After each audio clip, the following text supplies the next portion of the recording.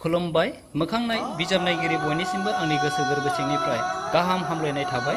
आंनि मुङा सोमखोर दैमारि, जिल्ला उदालगुरि, गामि गोजोनपुरि। आं दा बे समावहाय गोनो गोथोजोंब्लाबो भिडिअ मोनसे बानायनो आखायाव लादों आरो बे भिडिअनि गेजेरजों बेखौनो दिन्थिफुंनो सानदों जे बड'लेण्ड मुंख्लंफोरनि नखरफोरा बोरै सोलिनानै दं। थांनाय 12 बोसोर सिगां आंहाबो सासे बिदा दङमोन, जाय आदाया दिनै बिएनटि आफादाव हाबनानै बाहागो लानानै बड'लेण्ड सोमावसारनायाव जुजिनानै आंनि आदा मुंख्लं गपाल दैमारिया 12 बोसोर सिगां बिटिसि जायै समावनो मुंख्लं जालाङो।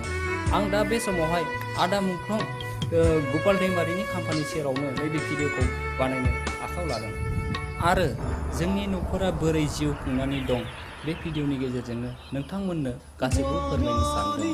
12 बोसोर सिगां जोंनि न'खरा बोरैमोन, दा बोरै जालांखो।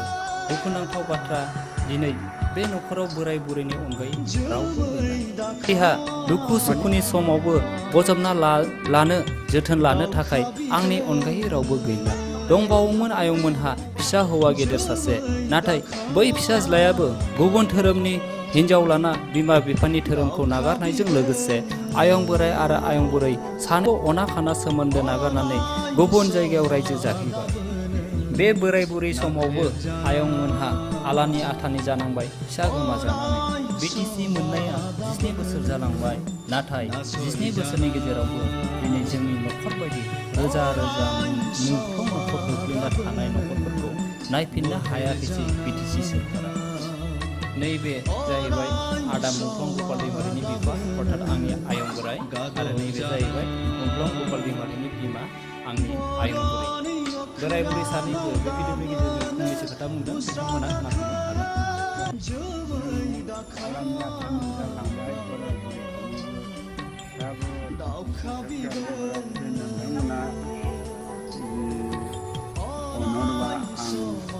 मोजाङै आरज गाबनानै मोजां मोनहरगोन आरो नोंथांमोन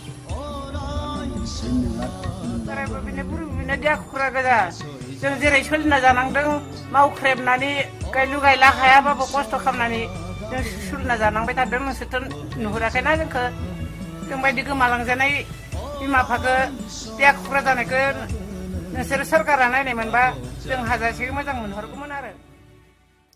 बिदिनो जानानै दं जोंनि रोजा रोजा बर' मुंख्लंफोरनि न'खरफोरा आलानि आथानि।